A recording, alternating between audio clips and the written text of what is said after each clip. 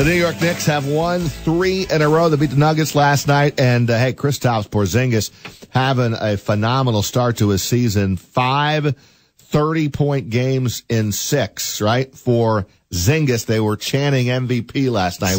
Stop it, please. Please stop it, New York fans. Don't do it. Andrew Sharp joins us, Sports Illustrated NBA reporter on Big Board Sports on 104.5, the Team ESPN Radio in Albany. Andrew, Roger Weiland, and Chris Honorato, good morning.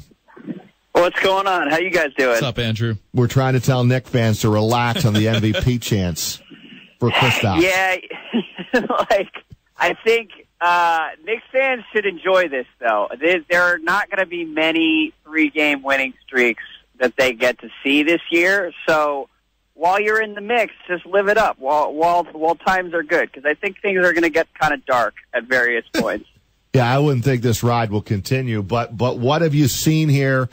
You know, they whip up on Brooklyn, then they go to Cleveland and get a big win on Sunday, and then last night over Denver is the common theme, Porzingis, but he's also had some help. Yeah, I mean, I think the big story is definitely Porzingis. The other thing that I would look at is French Frank, the rookie, has looked really solid in limited minutes, but I think this is a rebuilding year for New York, and the pick, the French Frank was not terribly exciting compared to like Dennis Smith and some of the other rookies, but he looks good. And honestly, man, if you can lose 50 games while Porzingis goes nuts and looks like a future franchise player, that's all that matters. And health, of course, will always be a factor with Porzingis. But yeah, go ahead. French Frank. Yeah, can we roll? Can we roll with that? French Frank, I like that. You know, I've had to adopt it. It's easier than trying to pronounce Ntilikina every time I say it. So I'm with you on that, partner. Andrew Sharp of Sports Illustrated with us here on Big Board Sports. You can find Andrew on Twitter simply at Andrew Sharp, and check out the podcast as well, the Open Floor podcast. You can check that out on iTunes. Andrew, with the Cavs under 500, I know there's no panic. Look, it's still LeBron James. It's still Isaiah Thomas, assuming he comes back healthy and well from that hip injury. But if I tried to pin you down to one team from the East and one team from the West making the finals that aren't the Cavs and aren't the Warriors, who would you pick? Non-Warriors, I think I would go with the Spurs at this point. They just are so solid and so deep. And Kawhi is good enough to potentially swing a playoff series against Golden State. And then in the East, man, I think I would take the Wizards, which is scary because the Wizards have talked a lot over the last 2 years and haven't really won anything that matters.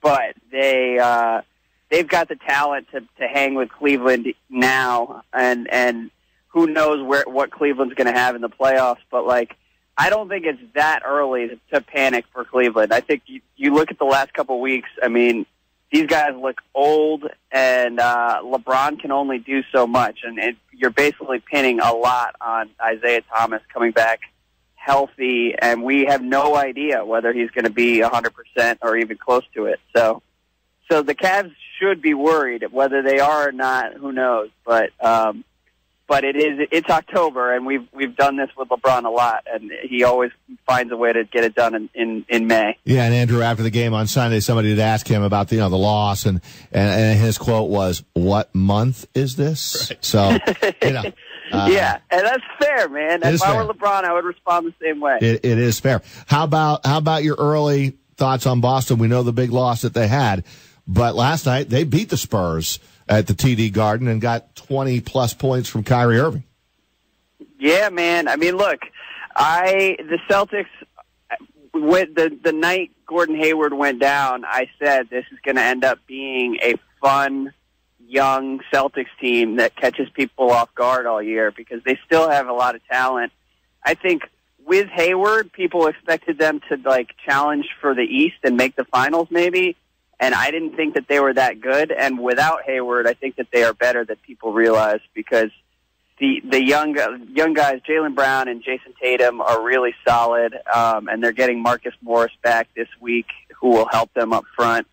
And the main thing, though, is that, like, this is kind of a year where they're going to get some experience for those young wings that will then help them be more useful when Hayward gets back next year, and maybe they make a deal for like an Anthony Davis, and they're gonna try to make a run with like a real title run in the next couple of years, and these guys will be a lot more prepared based on what happens this year.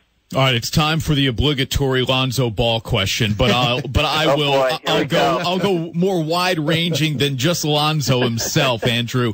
What are your early impressions of him? But even if we're not going to speak specifically about Alonso Ball, how about a rookie who's kind of caught your eye this year?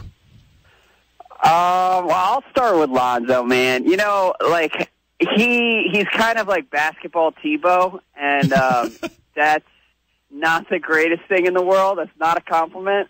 But as a player, he is special, and the way he moves the ball is pretty fantastic, and he's fun to watch. So what limited games we've seen so far, like I am pretty excited to see him potentially become a real star, because we've never seen a player pass the way he does, and it's just there's like an energy when he's on the court.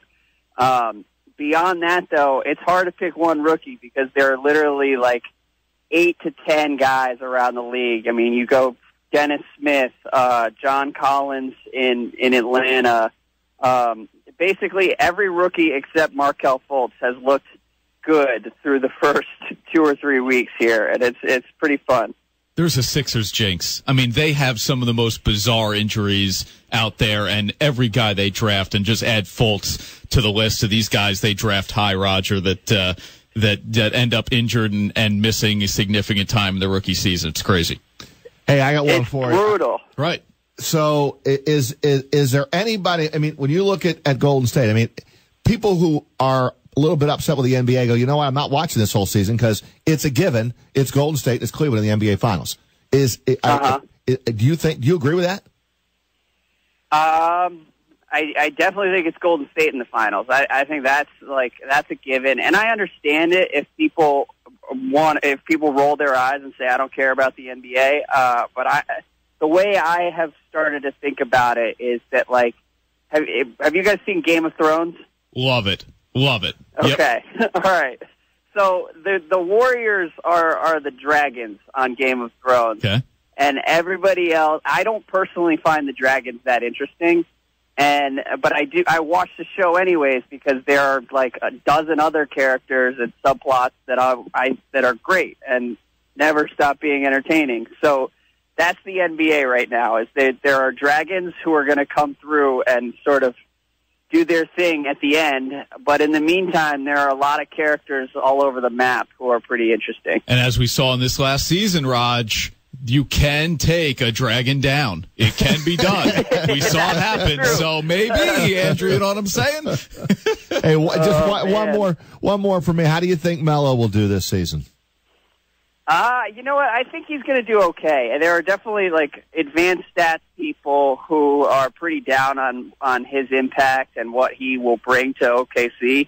But I think that the bottom line is they brought him in for the playoffs and to close playoff games, and that's an area that he can help with. And it's going to feel foreign watching him in the playoffs after the last few years. But I think he's a skilled bucket getter when it matters, and that's so I'm excited to see him do his thing next to Russell Westbrook. He's better than Enes Kanter, and that's basically all they had to give up. Andrew Sharp, appreciate a few minutes. Sports Illustrated NBA reporter. What's the nickname for Ntilikina? French Frank? There you go. French Frank. Man, that is beautiful. All right. Hey, listen, Andrew, always a pleasure. Thanks for a few minutes. We'll be back in touch. Thanks, Andrew. All right, man. Take it easy.